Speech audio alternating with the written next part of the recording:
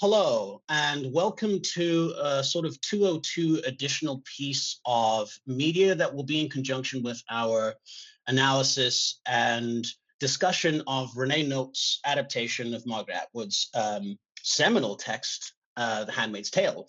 I'm joined by Renee herself, which is a huge privilege. I know you're extremely busy, but this is a text that I think so many people resonate strongly with, both in and out of the classroom, regardless of their own respective relationships with the quote unquote source text. So it's a distinct privilege, and I'm really, really thankful that you've taken the time. How are you, first and foremost? Great. Thanks for having me. It's really nice to speak to students. I'm always really happy to hear that people are engaging with the material and that they're, connecting and getting something out of it. Fantastic, fantastic. And as a student, I feel so, yeah, I'm lucky to have the opportunity to really hear from the creator themselves, the choices that they made, their own views of the text, and its current status kind of in the world. And those are kind of the areas or lodestars that I'd like for us to follow in this time that we have together. So I just basically have four questions for you with some opportunity to have ancillary discussions in and alongside. So I'll just start by asking you about Fidelity.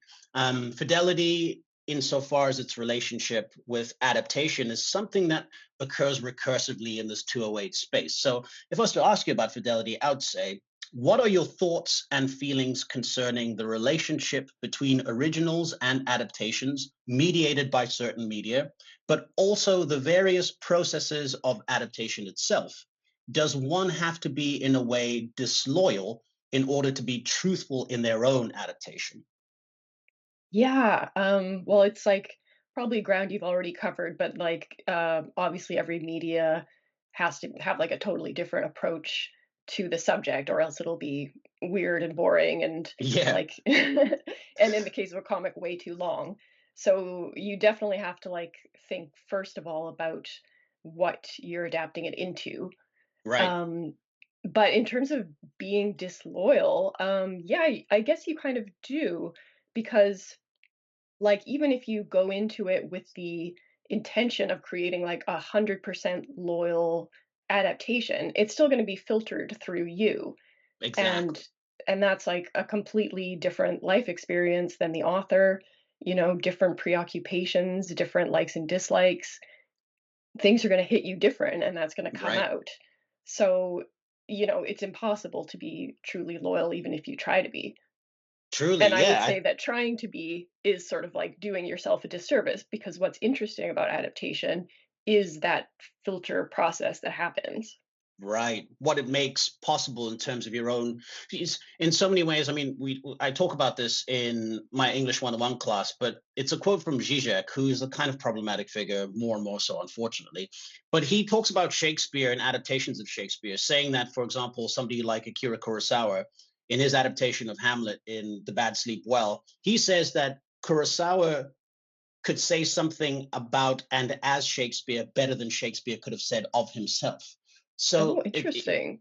it's a very interesting kind of relationship that the adapter has as a kind of almost sort of a, as the crow flies perspective, to be able to see things about that which the person who created the quote unquote source text couldn't see as they were making their way through the creation of that text itself. And did you Definitely. have any, did you have any, experiences that you found you were recursively thinking about and feeling about as you went about your adaptation and were true to those experiences, or you had a fidelity to them? Like in what sense? So, like, I mean, if you had like it could be anything. I mean, I wonder if you had like a conversation once upon a time that you're like, oh man, that conversation or that interaction, pleasant or not, is Mhm. really. I find that I'm thinking about it more and more as I think about how to lay out this panel or like a splash Mhm. page or just kind of what it is that I want to focus on in the source text to adapt. I wonder if there was anything like that that you found was kind of Oh influencing you yeah, to some degree. absolutely. I mean, cuz like my own life experiences, like I was raised in a fairly conservative Christian faith and Hmm. later defected. So I I didn't really grill Margaret about this when we spoke because it seemed too personal, but like to Mm, me the book is very personal yeah. and like I maybe felt like a horror in it that Margaret didn't even feel. Mm. Oh, that's so well put. And you're right. That's fantastic because just as much as the adapter might see something that the original or the source text might not see in itself, the adapter might feel something that Exactly. the source text doesn't feel in and of itself. I think that's brilliant. Um, Yeah. Fantastic. Wow.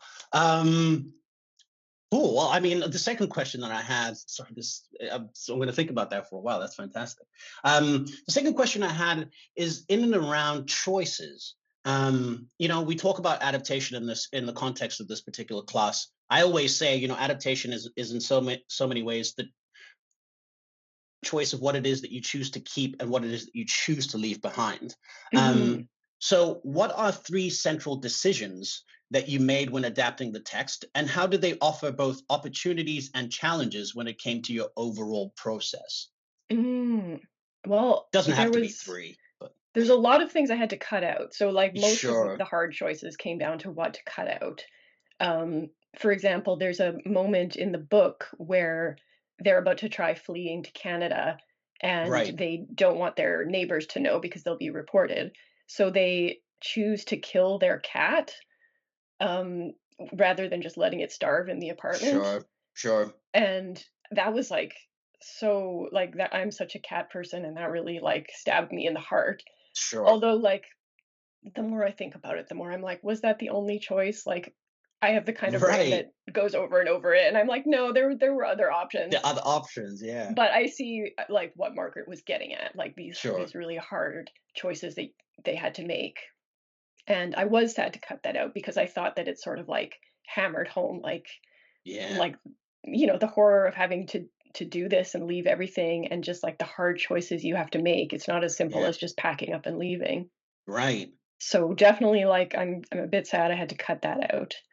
And Sure. then in the epilogue, it was interesting. That was like Margaret really let me do whatever I wanted with the book. She had very few notes, but in the Hmm. epilogue, when they're at the academic conference, Yeah. so I had drawn in my roughs the presenter as a woman, and Margaret really firmly said, "No, it's a man." So in a way that like I was trying to have a more optimistic ending, but Hmm. she really wanted to reinforce that like even though this totalitarian society has passed, things are not really that different Sure. than they are now. And the fact that the Right. presenter is so flippant about everything in a way is actually pretty dark when you think about it. Specifically, if that speaker's sort of male coded. Yeah, Yeah. because I guess the consequence there would be still a warning to be taken away. Yeah.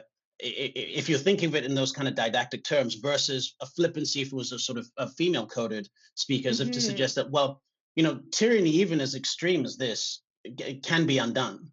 Yeah. And can be sort of discarded in a flippant way, which in and of itself is also an invitation, an exhortation, a kind of like a mantra to a degree. That's so Yeah. interesting. Wow. Yeah, and actually, like, I have to look at the book again. I Yeah. made the speaker, kind of like ambiguously not white, um, Hmm. but in a Right. way, I sort of wish I had made him white and like just gone for the really dark ending of like, oh no, like old white men are still in charge, and even Yeah. though Right. it's not as bad, it's still not great. Like, don't be fooled. Yeah, There's still work to be done. yeah, That's fascinating. Wow. That I didn't. I mean, that's a really interesting piece of sort of anecdotal insight, and this is why I was so jazzed to have this conversation because there's these interesting sort of BTS moments where in which I think they just kind of elucidate so much of what it is that you see, or kind of it's always like you know not knowing the question to ask, and then somebody asks it, and you're like, whoa, the mm, answer is less important than the question itself. So I, hmm I find both cohering here in a very interesting way. I mean, yeah, I guess those choices, especially with it when it comes to space, we talk about a lot of the way in which you frame certain panels. Sometimes there's like a white field or an empty, ostensibly like negative space, and other times hmm where I think you use that in such a cinematic way on the one hand, And on the other hand, it's got this for me anyway, it's got such metaphorical resonance insofar as sort of like a bleaching, or sort of a washing out of the world Mhm. in an ideological regime to try and sanitize it, to try and erase it. Um, I mean, was that something that you chose to do consciously, or just kind of found itself naturally happening? Um, it's like I really consciously wanted to use bleaker and more like limited colors in the Sure. like in the past times everything is like more warm and there's like Yeah. all the spectrum of colors, Yeah. but in the Gilead times I really consciously used only like the colors of the uniforms. Yes. So like blue, red, green, brown, and Yeah. like black and gray. But Yeah. there's, you never see yellow or pink or anything like that. Right. It's Yeah. like it's really stark. So yeah, the white background I definitely wanted to like make things a little bit more like sterile and stark and emphasize those colors. For sure. It's such a it's an ostensibly simple device, but the resonance of it in this context is it's so sharp. I love it. I Well, think it's thank brilliant. you. I'm always Um, happy that people like notice and appreciate these things that like you spend so much time thinking about. for sure. And I often talk about hands. The fact that you illustrate a lot of hands Hmm. in this adaptation, and I have a whole thing about like the sort of misinterpretation and mistranslation of certain old standing anthropological texts about manual mankind, Mm. as the species that uses its hands. And then that being sort of gender coded, and how power and this idea of agency and affect are co-opted through mistranslation, Hmm. misadaptation in certain ways, the kind of risks that come Oh. with sort of skipping or adapting across these generic boundaries. But I Hmm. think the hands are beautiful themselves, but they're also so evocative of tools of agency, of Hmm. affecting the world and being a part of it and manipulating, quite literally, Exactly. manipulate manual, and a variety of other prefixes of man. So I love the hands. Yeah. And Well, was and that, like, were we thinking about that in any oh, way? definitely, because like the punishment in Gilead that they give to the initiates was to like torture their hands and feet because they say like we don't need your hands and feet, like we need your womb and your body, but like your hands and feet, the things that like make things and take you places, we don't need that. We don't need any of the things that make you human. It's so effective, so effective, brilliant. Thank you. Um, so the third question was about hauntings. As I was saying before the recording got cut off, we're in a spooky season. You know, Halloween's nigh on upon us, and I talk a lot in 208. I try and shoehorn in a lot of discussions about like horror and the metaphorical. And symbolic valence that things like doubles, transformations, hauntings, possessions, and so on and so forth educe. But it's also germane to kind of think about these ideas in and around adaptation as a kind of haunted textual process to some degree or other. So you spoke with Atwood, and you mentioned that a couple of minutes ago about your adaptation. Like in general, what was that like? And what role does or can the source text's creator have on the adapter and their adaptation, in your opinion? Hmm. Well, speaking to her with was amazing. She's so cool. Yeah. And I was so nervous the whole time because Yeah. like I really didn't want to say something stupid in front of her because I knew it would haunt me for the rest of my life. So I was like a little bit less talkative than usual Sure. and probably a little bit sycophantic because like everything she said I was like, "Oh yeah, yeah, yeah, sounds great. Oh Sure. wow." Sure. And just like looking back that's even a little bit embarrassing. So I don't know if there's any way I could have come out of that encounter without like a few embarrassing moments to treasure for the rest Sure. of my life. Sure. Speaking of hauntings. But like she was amazing and she had so many cool insights and yeah, like she she really wanted to emphasize that the book was about totalitarianism more than Mm, about religion. mm, So, like, religion is the pretext mm. for setting up this society, but it's not the full cause. Like, the cause is Right, the desire for power. right. So, like, I definitely kept that in mind throughout the process. And yeah, like speaking of haunting, I really thought about what she was going to think of like Hmm. everything I was doing. I couldn't Sure. stop. So that's maybe not ideal because I guess you don't fully embrace your own vision if you're always thinking about what somebody else is going to think. Sure. But you know, I mean, it definitely made me work hard on it because I cared so Sure. much. Yeah. So yeah, I don't Yeah. know.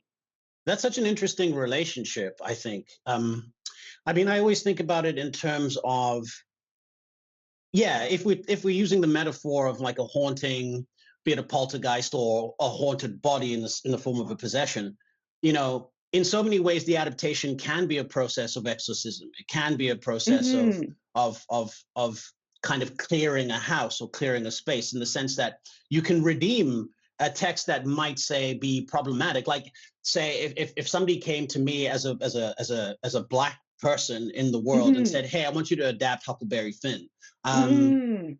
or some pieces of H.P. Lovecraft, which are extremely racist in their predicates Yeah. and in their understanding. So you have Yeah. something like Lovecraft Country, which does just that. You know, True, yeah. it takes a haunted set of materials that, in and of themselves, are so important to the genre of horror and fantasy and the Yeah, illusion of the two, but in a lot of ways reinserts a voice that its creator tried to exclude from that space, to try and sort totally. of redeem or exercise some of that aspect, but at the same time keep everything that Yeah. makes it so impactful and so resonant on the psycho-emotional level. So, like, Yeah. but I mean, if you do have access to the creator themselves, I could totally see, um, if I was doing a cover of a song, for example, and it happens all the time. Somebody sends me like stems to remix a track, and I'm thinking to myself, like, am I bending this way too much? I mean, Mm, yeah. am I being like too Kwasu about it? That they still are offering me this opportunity on a tacit expectation that they'll still see some of themselves in me through Yeah, this text. yeah, So and I'm sure that, like, completely depends on who's asking you to do yeah, it, right? yeah, yeah, for So, sure. in a way, you kinda have to, like, read that. That's something that I always ran into trouble with when, like, early in my career when I was trying to just, like, make money in any way I could as an artist. You know, Yeah, one thing you do is, like, portraits of people. yeah, And I just hated doing it so much because, like, so yeah. much of people's identity is wrapped up in it, and you're like, "Okay, do you want it to look as much like you as possible? Do you want it to look like an idealized version of you? Do you want it to look like my version of you, like, in my Right, style?" And right. it was like it seemed like it was impossible to really, like, Yeah, predict how somebody would respond. for sure. And to what degree you would satisfy their own imagining. Mhm. I think that's a part of the risk of creativity in and of itself. It's so interesting you should say that in that way. It reminds me of something Guillermo del Toro said recently. I think he's kind of doing interviews and junk because he's such a cinephile. But I think people are trying to Mhm. really get the scoop about his Frankenstein adaptation, which is just finished wrapping. Yeah. Speaking of adaptations, and somebody asked him about AI and whether or not, with things like Sora AI, it's the end of cinema. And he said, we should take all of these kind of prognostications of doom with a grain of salt, because cinema, despite its 100-year span as an art form, is quite young, is endured a Mhm. variety of different storms internally and externally. But he says, the difference between, AI and quote unquote art is the risk involved in being in art's presence. And Mm. I think that was a beautiful way of putting it, because there is this risk in terms of it being not received well, somebody Yeah. is thinking that it runs afoul of their own imagination of what it should be as opposed to what it Mhm. is, and the tension between those perspectives, adaptive or otherwise, is like such a part of art, the risk involved. um, Totally. and there's obviously a risk in speaking with somebody who is a quote unquote creator of a particular text and cutting across them, or, as you said earlier, in terms of Mhm. fidelity, trying to be true to yourself at the same time trying to negotiate, somebody else's perspective. Yeah. Yeah, I think risk is a part and parcel of not only adaptation, certainly adaptation. The stakes are quite clearly laid out, Yeah. but in art in general. Did you feel at risk in any way as an artist or as an individual in taking on this project? Oh, for sure, yeah, because this is, like, a beloved book, Yeah. and people have really strong, personal connections to it. Yeah. So like, of course, no matter what choices I made, there'd be people who say like, this character looks completely different in my Sure. mind, or Yeah. like, I think that you interpreted this scene wrong. Sure. And you just kind of have to accept that that's going to happen, because literature happens in the mind with the participation of the reader. So like, you're never gonna transpose that onto paper. Correct. Yeah, for sure. And maybe the gap between risk and the sort of imagined risk caused by some imaginary consciousness out there, Hmm. also looking at the same thing that you can't really determine in full, is also an opportunity. But it's an opportunity that I guess requires certain amounts of courage in order to sort of reify, to see through. And that kind of dovetails quite neatly to the concluding question. Speaking of risk and courage, I mean, I'm really curious about censorship when it comes to this Hmm. particular text. And this idea of being courageous enough to take the risk to sort of engage with something that, in the broader socio-political, socio-economic, cultural commons, is seen as risky to some degree or other, or controversial. Hmm. So, what are your views on the current social, cultural, and political status of the text, both yours and Atwood's? And what do you think it is still saying and showing about what is still happening? Yeah, well, unfortunately, the book is just getting more relevant every day. Right, right, Um, I didn't think that would be the case about a book written in the 80s, but here we are, right, in some ways even more relevant than when it was written. right, And I think that's exactly why it's faced so much challenge and censorship, specifically in the States. right. Yeah, it's been pretty wild to see. Like, I grew up with this book being in my high school curriculum. It's accepted as a classic and worth studying Yeah, and appropriate for older teenagers. yeah, And now here we are, where like you can't even find it in the library in a lot of states. yeah, So yeah, I mean, it's kind of upsetting. I try to like just yeah. keep kind of a glib attitude about it. Like the fun thing about it is that the more you ban something, the more people are interested. It's And true. like, a lot of young people are being exposed to the book who never would have been exposed to it if it hadn't been like banned from them. Yeah, Like, exactly. they would never even have heard of it. And now they're like, well, what is this? Why am I not supposed to look at it? So, Exactly. it's Curiosity. Yeah, censorship always shoots itself in the foot that way, and for that's sure. encouraging. But yeah, it's been wild of showing their hand a little too much, Hmm. because when they challenge it, there's like always a list of reasons. And one of them is always depictions of sexual violence, which fair enough, Hmm. there's one scene of sexual violence that is not very explicit, but of course upsetting. But Hmm. then there's always like criticism of Christianity, criticism of gender roles, which Hmm. is like, how do you think this is criticism of gender roles unless you actually think that the gender roles are as they are in Gilead? Exactly. Or should Like, be. yeah, that's what these people kind of want. I hate to say these people, but like, they're the ones who challenge the book. So Sure. yeah, like they're showing their hand with that criticism. Yeah. So yeah, I mean, I really hope that this moment kind of like cools down and blows over, because I never thought I'd be living in a world where like classic literature books were being banned in the United States. Right. Like, Yeah. It is. It's a weird kind of time travel to a sort of Weimar-esque mhm, situation, maybe slightly thereafter. Why? Because, yeah, I mean, I love what you said about the sort of prohibition in and of itself being kind of countermanding by causing interest in that which it prohibits. mhm, Georges Bataille talks about this a lot because he was many things, a critic, an occultist, a pornographer to some degree or other. He wrote Story of the Eye, and people were so incensed and so scandalized by it. But at the same time, he's one of the best theorists and thinkers of intensity. And of religion as an instantiation of a taboo, or as a technique or set of techniques to try and control intensity.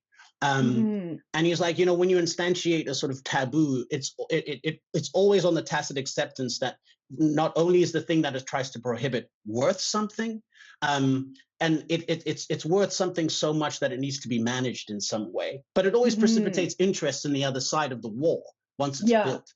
And I also like, you're so right. I mean, in so many people's minds, The Handmaid's Tale is canon. Yeah. It's not some kind of extraneous meandering outside of what's typically viewed as central classic literature. So it Yeah. also shows that canons are fungible in the sense they could be adapted to a specific ideological regime and Mhm. be made to serve it. You can kind of launder it. You can try and white it out. You can try build a wall in front of it, but at the same time, people are always going to be like peeking over it. Be like, Mhm. what's so scandalous about this? What makes this so worth this kind of like hardline state injunction to just Yeah. make it disappear? Yeah. It's a fascinating tension, but also one that is really terrifying and disappointing. Oh, it is. Yeah, it really is, and it's really interesting. The graphic novel's been adapted into a lot of different languages now, and it's been Right. interesting seeing like the reaction in different countries. It Hmm. hasn't like faced nearly as much challenge. Like even in China, um, Hmm. it's interesting. The only censorship that happened to the book for the Chinese version was of nudity, specifically Ah. like boobs that are so far in the background that they just look like a circle and a dot. They're like, no, we Right, can't see that. right. We can't see that circle and dot. Wow. That's so interesting. I mean, that was my follow-up question to be like, which regime or which culture, or sometimes it's both, were you most surprised by insofar as any kind of instantiation of censorship or not? Mhm. That's interesting. That's so Yeah. fascinating. Yeah. I mean, I guess maybe a sort of an ad hoc, fifth and final sort of point of conclusion is just what would you like students of 208 to kind of think about and or take away from engaging with your adaptation and the source text? And we also watch the first episode of the Hulu adaptation as well. Oh, But just kind of nice. thinking about this kind of melange of these three particular texts, just what would you, Mhm. as a parting thought or a parting comment, would you like to kind of share with folks? Just that, like, you probably already covered this already, but when Margaret wrote this book, she only included things that had happened at some point in history and in some culture. So there's nothing fictional in the book. Like, people read it and think like, oh, this is really hysterical. This is like a feminist horror story that like doesn't Right. have any bearing on reality. But it does have Far-fetched. bearing on Yeah. reality. And in fact, like a lot of it comes from like Romania in the 80s, where they had Mm. this incredibly oppressive regime where women were expected to have, I think they had to have 5 children before they were allowed to stop having children. So they were subjected to like gynecological exams at work. Neighbors could snitch on you if you were like trying to prevent Wow. pregnancy. It was insane. And this happened it ended in the 80s. So it's not ancient history. Right. Like, and I really just wish that people would realize that like rights that we gain are not permanent. You always have to defend them. You can always backslide. It's like it's not guaranteed that progress moves forward. Truly. Truly.